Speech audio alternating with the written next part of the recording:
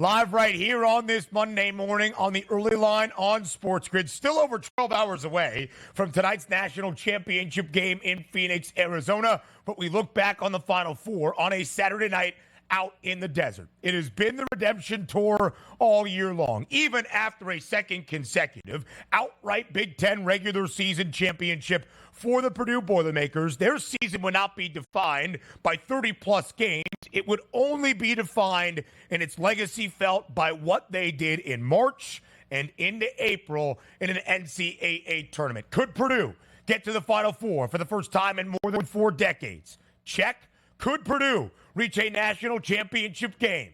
Also, check. 63-50. The win for the Boilermakers and a Final Four matchup over the team that felt the most March magic in NC State. Purdue wins and covers as a 9.5-point favorite DRS, and a total at 146.5 stays well under a number. Not the prettiest offensive game, frankly, on either side to start things off on Saturday night in Phoenix. But Purdue gets to the national championship game for the first time in 55 years, 1969.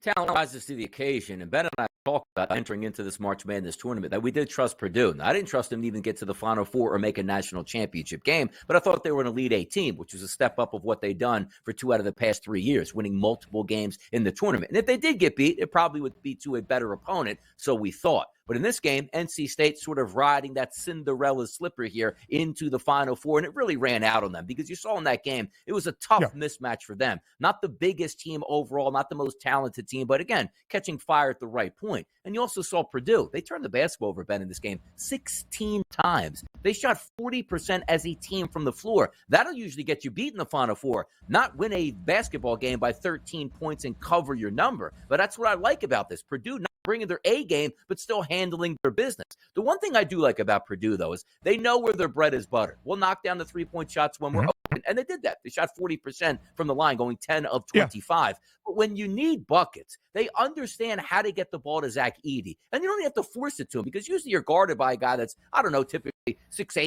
6'9", 6'10", and he towers him over. So you can still get the inbound plays very easily. He handles the basketball well. He can make his free throws in a game. But I love the fact that when they're coming down the stretch and they just need to put games away, they give it to Zach Edy. Now, we'll flip it over and take a look at that game and how it matches up tonight in UConn in just a little bit. But I'm impressed by Purdue. Winning when you don't have your A game is the sign of a very good basketball team. And Purdue won that on Saturday night.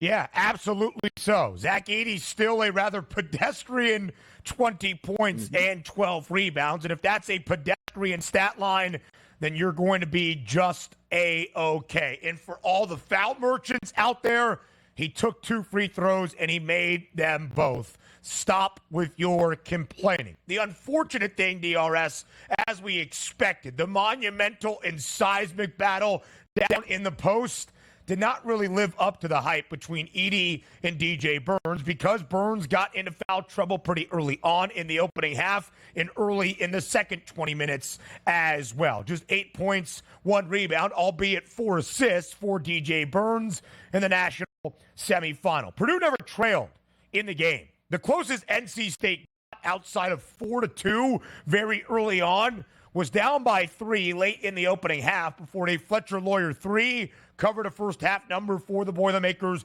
and put them up by 6 at the break. It never got closer than 7 points in the second half, really from the start of those final 20 minutes. And we highlight what UConn is doing in the last 2 NCAA tournaments. 11 wins, a perfect 11-0 against spread. Purdue is a perfect 5-0 ATS here in this trip in the Big Dance. They have gone under in 4 of 5 games. And it is that redemption tour. It started out as a joke that I made last year and early into this college basketball season. Just twice in the history of the NCAA tournament have we ever seen a 1 seed get upset by a 16 seed. 2018 Virginia, a year ago in 2023 Purdue. What did Virginia do in 2019? They responded by winning a national championship. Purdue in 2024 is 1 win away from a national title. The redemption tour will end Purdue's path with a matchup against the most dominant team we have seen in college hoops in the last decade and a half, that being Connecticut. But Purdue has exercised its field by getting to a Final Four. But they're not done just yet. Purdue wants to win a national championship, and they'll have a shot in the national title game we all hoped for and expected when the bracket was released just over 3 weeks ago against UConn tonight in Phoenix. And also take a look at UConn. I mean, they have one of those guys that possibly could defend Zach Edy one-on-one. It's very rare that anybody can match up. And as Ben pointed out, it's usually, let me get 3 or 4 bigs out there. Let's all trade off our fouls. Let's just not let them dominate. And it makes his free throws so big. And you saw that game against NC State, only 2 free throws, and they still won easily in that game. But I want to see this. And also, we know it comes down to a lot here in college basketball. In the NBA, yes, guys do foul out, but you get 6 fouls to work with, so you can hang in the game longer. Here's what I don't want tonight. And I know the controversy on Friday night that we saw where that illegal screen was set, it was a clear foul. But again, in that part of the moment, most people don't see that call. But it's unfair. You equate it to an NFL game in a Super Bowl. T.J. Watt breaks through a offensive lineman and is about to sack the quarterback, gets tackled by the fullback. Nobody's complaining like, oh, man, should have just let it play out at this point here. You can't call that flag. No, you can't do that. If a foul's in the first or second quarter, it's going to be a foul in the fourth quarter. But the reason I bring this up is sometimes these games are in the ref's hands. And you know how this goes out. First trip up the floor, Zach Edy's going to the rim. Clingan gets his arm a little bit. It's called a foul. That's number 1. And maybe in the next 5 minutes, he gets number 2, and he sits for the final 10 minutes of the first half. I just hope they can play it out. But also, the reason I'm saying this is I don't want to hear about just let them play where Clingan could just beat up on Zach Edy and he scores like 14 points because he was hacked every play, but they never called it because, oh, it's the championship. You got to let it play out. I'm just interested to see how they actually call this game between those 2 big guys.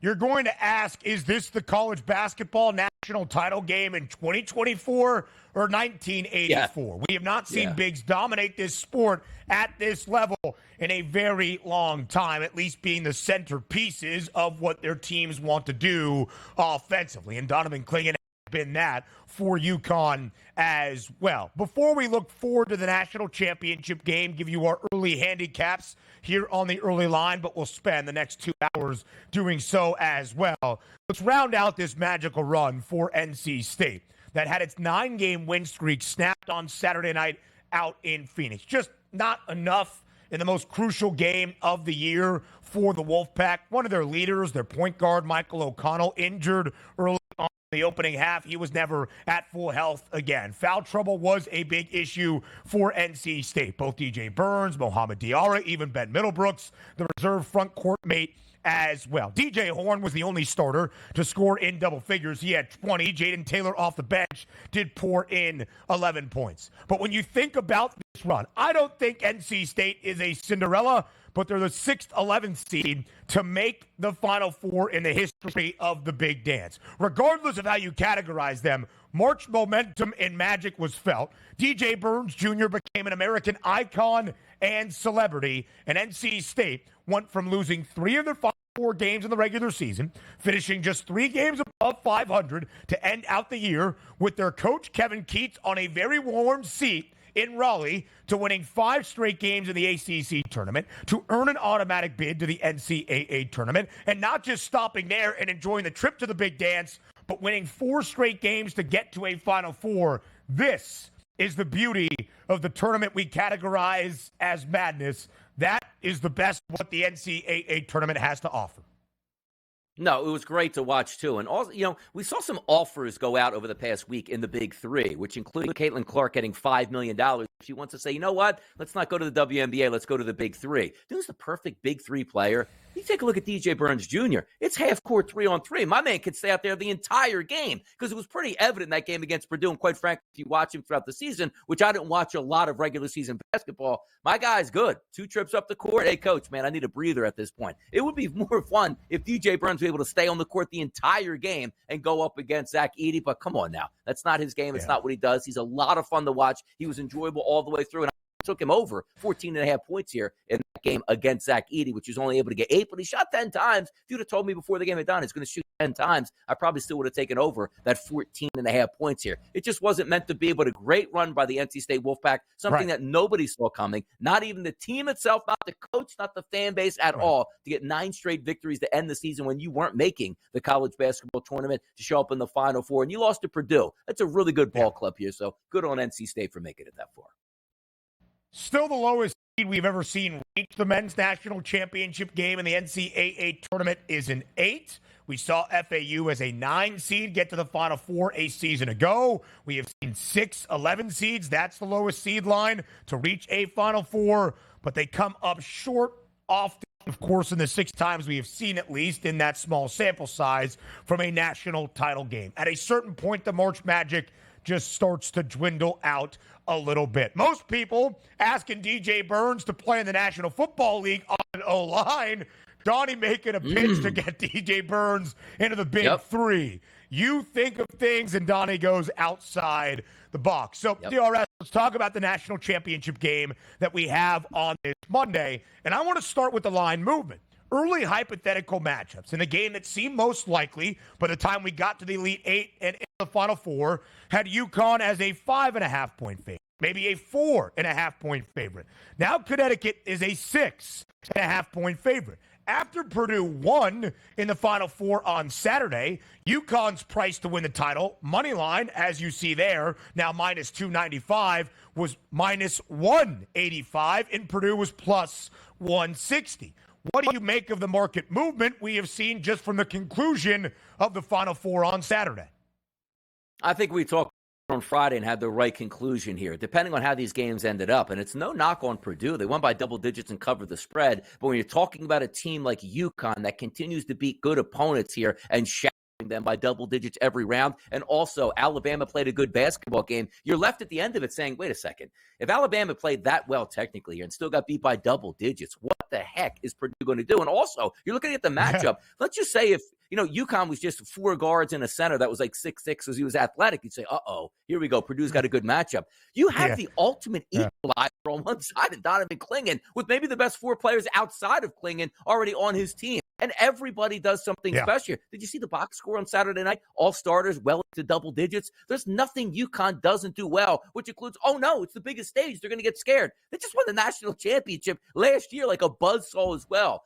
I agree with the line movement, and it's going to be hard-pressed to say, like, I don't think Purdue can win, but they can say inside the number. I don't think that's the case because Connecticut's MO is, oh, look at that, a 6.5-point spread, bing, double-digit win. Let's move forward and cut down the nets.